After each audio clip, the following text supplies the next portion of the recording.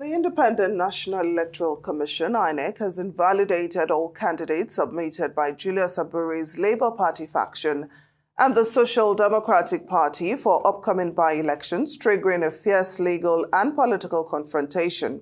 While Abure's camp denounced the decision as an unlawful overreach, the rival Nnamdi Usman faction welcomed it as enforcement of an April 2025 Supreme Court ruling on party leadership. Inec's final candidate list excluded all nominees from Abure's National Working Committee, continuing the electoral body's pattern of sidelining the faction after previously barring it from key meetings and refusing to monitor its primaries. Abure, Abure spokesperson, insisted no court had to recognize their leadership and accused Inec of misinterpreting the Supreme Court's jurisdictional ruling. The faction threatened legal action to compel Inec to reinstate their candidates. Hello everyone, welcome to my channel Telecast TV. I'm Mira Kwangala. You're watching a conversation about the Abure faction, where Inec reject Abure faction pool nominees, citing they are not legally recognized by the law. Endeavor to watch to the end. Don't forget to hit that notification bell, subscribe, like, comment, and share your thoughts. Don't miss trending videos. Conversely, Usman's media aide, Ken Asogwa, praised Inec's move as belated compliance with the Apex Court judgment that affirmed Usman's chairmanship. While as the Labour Party continues its quest for unity and lasting peace, National Secretary of Labour Party, Uwaua Naue, and factional Deputy National Secretary, Kennedy Ahanotu, would join us now for a discussion on Inec's recognition of Abure's chairmanship of the party and the implications on the party. Thank you so much for joining us on Newsday, gentlemen. Thank you so much. Good afternoon, Nigerians. Thank you, and thank you, welcome viewers. So let me start with you, Naua. How will Inec's decision impact the party's internal dynamics and leadership structure?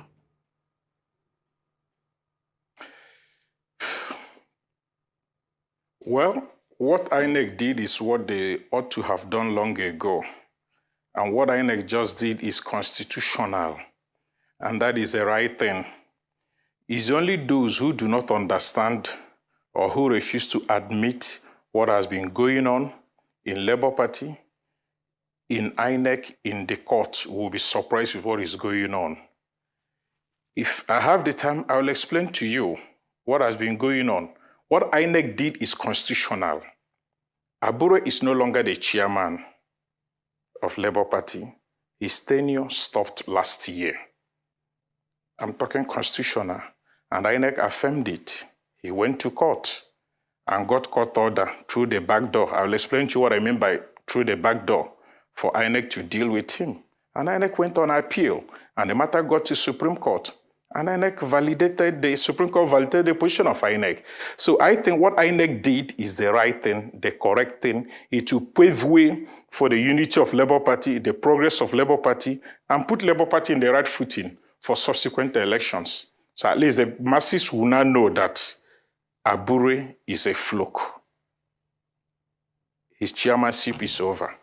So it's a welcome development for Labour Party.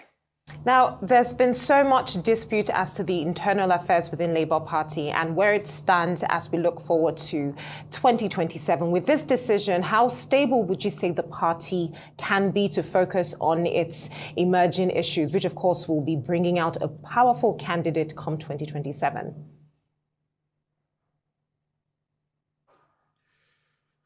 Let me make this thing clear. All this while, the problem of Labour Party is not followership. The problem of Labour Party is leadership, created by the refusal of Abure to leave office when his tenure expired. Now that the leadership problem is solved, the Labour Party will be stronger. We'll move forward more united than ever before. What has been happening that people have been wondering, where is the leadership? Which side do we follow? Which is the correct side? Now that Inec, the custodian of the electoral culture, has come out openly to make it clear and have demonstrated it, the unity of the party will be stronger. And that is the truth. And will be more equipped and better to approach 2027 election. That is the truth. Now, Mr. Hanotu, I'd like you to give your own reaction to Inec's move and what will be the likely response from the Abure faction. Well, thank you so much for the opportunity. I would like to start by, first of all, responding to my senior brother in the studio. And what they are celebrating is like when two women brought their child to the king, and they are claiming ownership of the child, the dead one and the one that is alive. And the one that is not the original owner of the child was celebrating and was enjoying the time. But the one that owns the child told the king, please allow the child to grow. This is an example to show you that the people that wants to hijack Labour Party does not mean well for the Labour Party. For them to be celebrating that candidate cannot emerge from the party. But that's by the way. Secondly, Inec as an umpire cannot continue to change the goalposts at the middle of the game. Just a month ago, like the man in the studio said, that Abure's tenure expired since last year.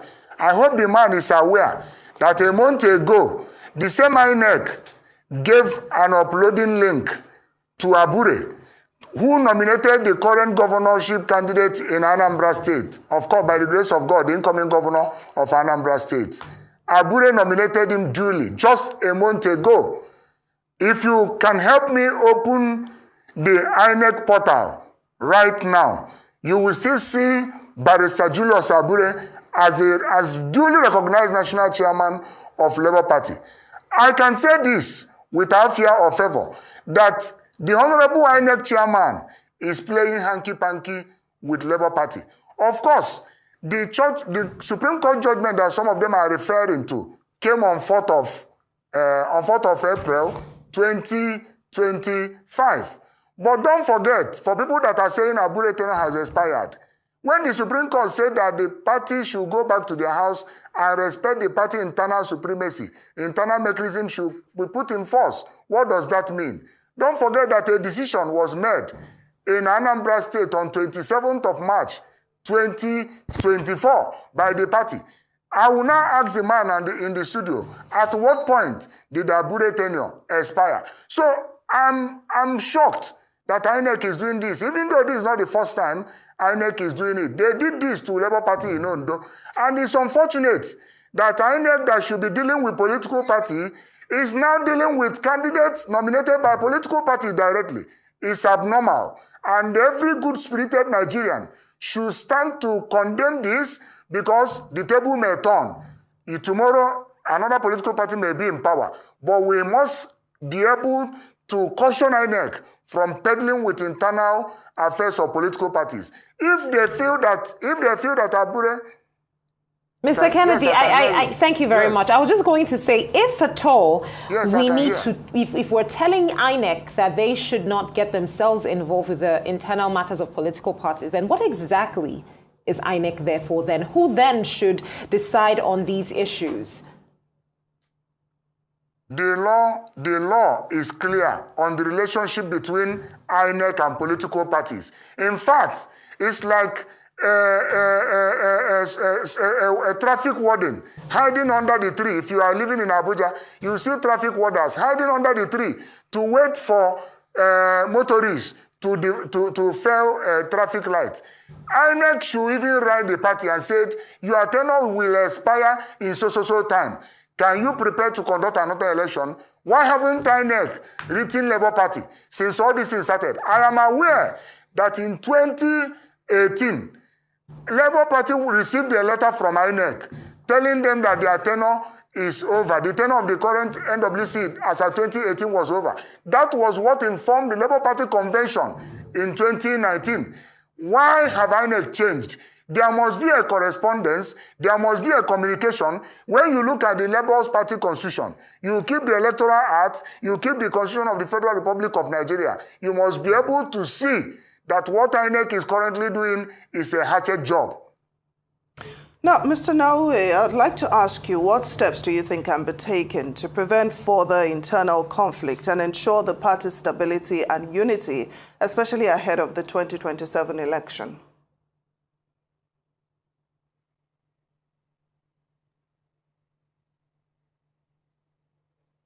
The audio is off again. Mr. Naue, I don't know if you heard my question, but I'll repeat myself. I said, what steps do you think can be taken to prevent further internal conflict and ensure the party's stability and unity ahead of the 2027 election? Yes, even though, let me respond to you, but even though I didn't get, I wasn't getting the audio of what Mr. Kennedy was responding, but from the voice from his mouth, I could pick up some of the things he was responding to. So let me explain further. See, last year, June last year, the tenure of Abure expired. Now, Inec withdrew Abure's support. Then, NLC, the owners of the party, after consultation with stakeholders, they now created the transition committee. Abure sued me to court as the transition committee secretary, Abdul Wahid Omar, NLC, and Inec. We were in court. After some time, we responded. Now, when we responded, Abure withdrew the case from the court. But then Inec came to court and sworn an affidavit cataloging how Abure's tenure started, how he was made chairman after the death of A.A. Salam. Now, after the death of A.A. Salam, after the extensions he got from the Inec, the NLC, the owners of the party, until the final expiration. Now, when it dawned on Abure that the leaders of the party are not in support of his style and it will not continue, he tried to do convention without Congress. Actually, Abure invited Inec for the convention. But Inec refused to recognize that convention or participate because there was no invitation for the Congress at the state level, and there was no evidence of Congress at the state level that will elect the delegates that will vote at the convention. You cannot have election without voters. It's not possible. Now, that was why Inec refused to recognize Abure's convention, because you cannot conduct the election to elect yourself, appoint voters that will vote for you. It never happens in any political system. And INEC has statutory duty, constitutional responsibility to ensure internal democracy of the political parties. That's what they failed to remember. Now, INEC withdrew their support. Now, Abure went to court under Justice Wite, asking several items, including they used the name of Labour Party to go to court, to whip up the sentiment of the judiciary, saying in Ondo election, Labour Party need to file the party agents, give privileges to Labour Party that other political parties are getting, and at the fifth request, saying that a court should compel INEC to deal with Labour Party under the leadership of Abure. Probably the court didn't realize the implication, and court granted all the reliefs with the intention that it will enable the people of Ondo State to participate in the election and elect the leaders of their choice. Can I see why I called it through the back door? Now, INEC went to court to challenge the judgment of Justice Wite, Federal High Court Abuja, saying that the court doesn't have the right to determine the leadership of political parties, mainly when the regulators have looked at the Constitution and made the whole thing clear. Now, actually, the High Court, the Court of Appeal, because INEC challenged that judgment of Justice Wite, the Court of Appeal ignored all the arguments of INEC and went ahead to acknowledge even the argument of the present Labour Party chairman, that's Senator Usman Nenadi, that the lower court doesn't have the right to determine the leadership of political parties. Appeal Court agreed and acknowledged that. But at the judgment of Nenadi, because after consolidating the two judgments, they ignored INEC position and argument and went ahead at the judgment of the appeal judgment of the one filed by Senator Usman Nenadi and said that during the trial, the case between one barrister, Bisemi, the Labour Party candidate of Labour Party and Abure, one barrister Abure was known to be the Labour Party chairman, and that stands. You now start asking yourself, if he was the chairman, will he remain chairman forever? Now, Senator Nenadi went to an appeal court. and Inec was part of it. Now, during the ruling of Inec, during the ruling of Supreme Court, because they went on appeal at Supreme Court, that is Senator Nenadi, Usman Nenadi, and Inec. Now, during the ruling of the Supreme Court on the 4th of April, Supreme Court made it clearly, number one, Supreme Court set aside the judgment of the lower court, High Court, and the judgment of the appeal court that recognized or gave credence or credibility to Abure's claim. Secondly, they dismissed the cross appeal of Abure. Thirdly, the Supreme Court said that, yes, the leadership of political parties is purely internal affairs of the party, and that political office holder is tenured, and political office holders should be bold enough to leave office when their tenures expired. Who were they referring to? Who was in the office whose tenure was subject of litigation? That is Abure. Supreme Court was asking him, you should leave office when your tenure expired. Now, for you to be able to understand judgment further, you ask us, what was the status? What was the situation before Abure went to Justice Court? The status on the record shows that Abure was no longer the chairman. It was the true court, by deceiving the court, that brought him back, which Inec made it clear that they're obeying court order, and went on appeal. Now that the High Court was set aside, Appeal Court was set aside, we have to go back to the situation, the status before the High Court. And the status before the High Court is that Abure's tenure was over. So where did he now come back to? Now that the Supreme Court validated the position of Inec, on what basis will Inec recognize him? So claiming that Inec did wrong by turning down his nominees is deception. Probably he want to impress people he collected fraudulently collected money from, as if he is going to do something or he's going to go to court or do anything. On what basis? See, it doesn't happen. Now, to the first question you asked me, what will be the future of Labour Party? I can tell you authoritatively is that the wounds of Labour Party have started healing the moment Inec came out to take this position. Like I said before, Labour Party are united. We only have a problem at the top, just because inordinate ambition of one man to remain in the office forever is either Labour Party chairman or nothing more. I'd like to bring in Mr. Kennedy into this conversation. And it suits him because he extorts money from people, collects money from people. All right, thank you so much. Okay, I'd like to bring in Mr. Kennedy into the conversation now. Now, would you agree that this has become some form of parasite within the Labour Party, the issue as to this leadership? And in as much as the courts did not explicitly or expressly states that they are stripping him of this position, but did highlight several factors that could inadvertently mean that post-June 2023, he no longer led this position. Do you agree that this case, dragging as long as it is, doesn't seem to be coming to an end if his position continues to be insisted on?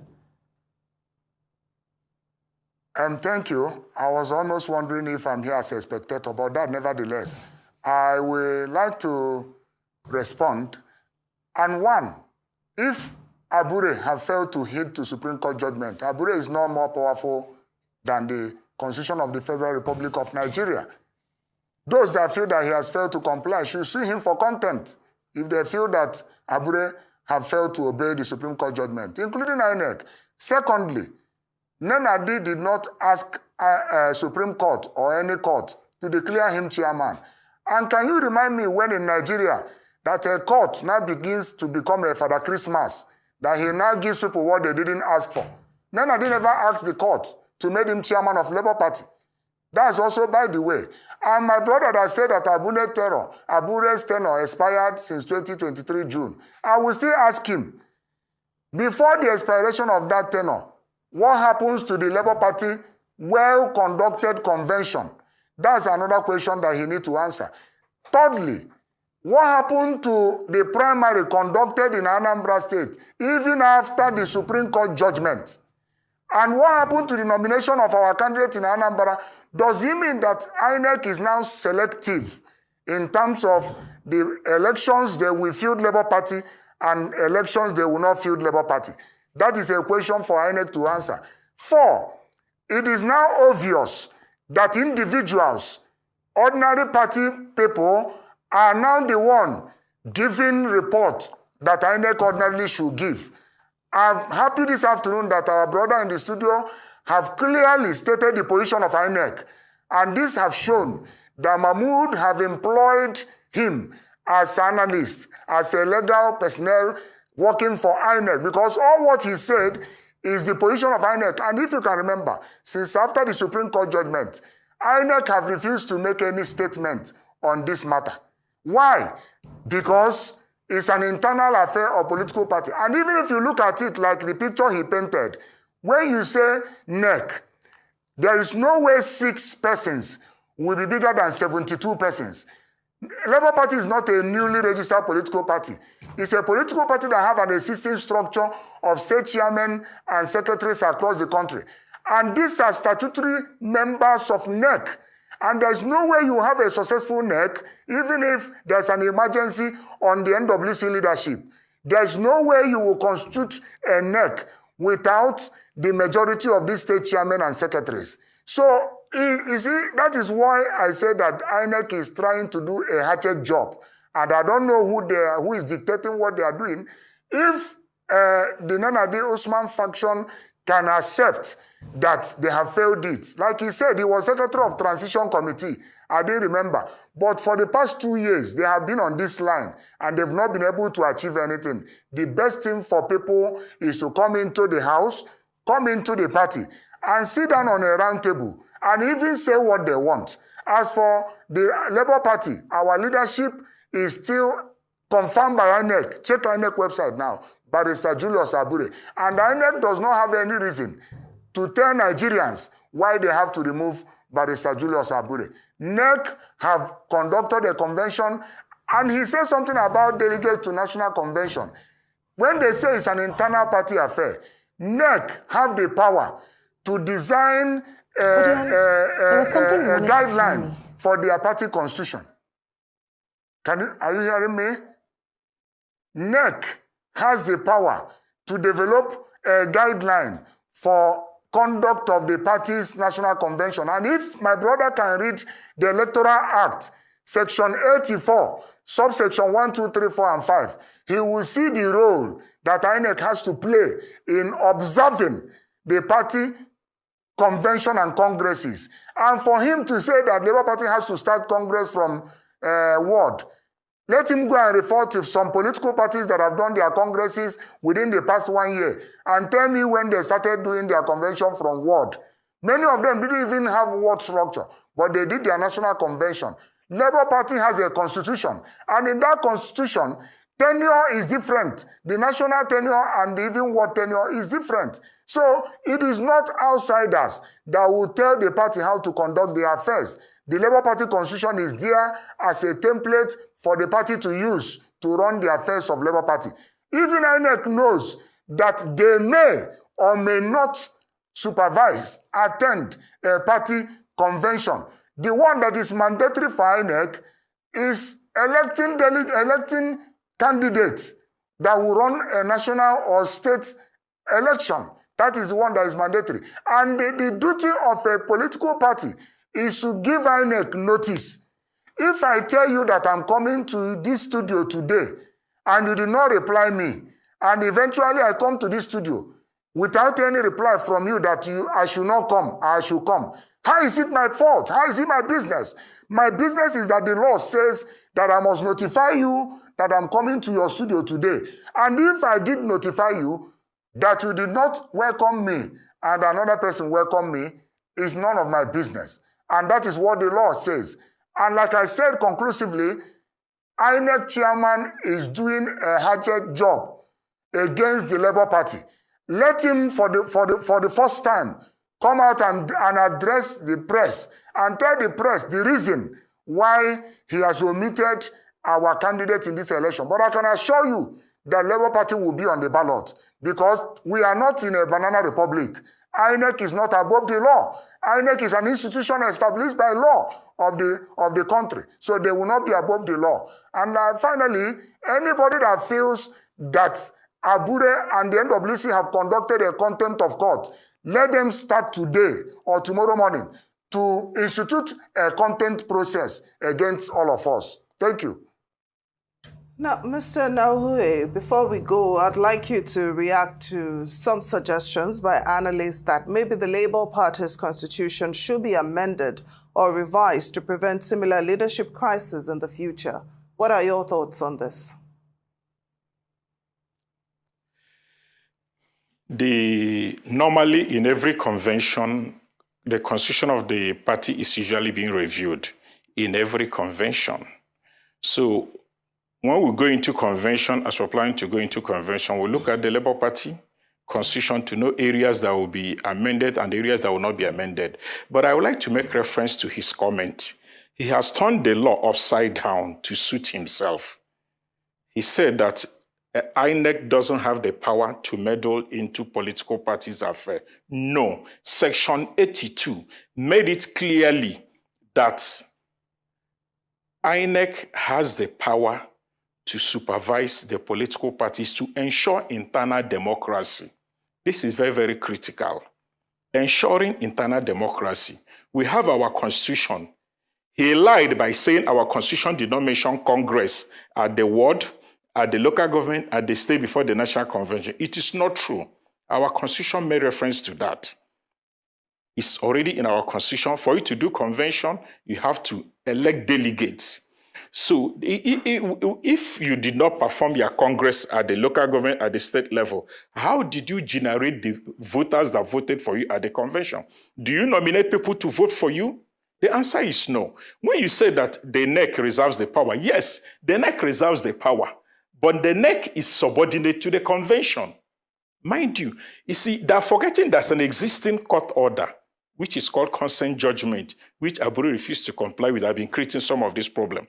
But leaving that one aside, the Supreme Court's position made it clear that Abure's tenure is over. Let me explain further for the avoidance of doubt. Can you cite a section of the Labour Party Constitution? Can you cite a section of the Labour Party Constitution? Why asking Justice Nwite in clause 5 of their request to compel Inec to deal with Labour Party under the leadership of Abure? Why? Because Inec stopped dealing with Abure on behalf of Labour Party. That was why they made that request from the court. Now, you now ask yourself, the court gave that order. Inec appealed it. Said, no, you cannot determine. The tenure of this man is over. By their own constitution, by the NEC meeting that gave him 1 year extension in Asaba, his tenure is over. Now, when Justice Nwite gave the ruling, Inec went on appeal. Also with Senator Nenadi. Now, the judgment of the appeal court wasn't favorable. They went to Supreme Court. Now, that basis upon which Abure-led committee or faction or whatever came back to operate was basis of the High Court and the Appeal Court. Now, Supreme Court set the two judgments aside.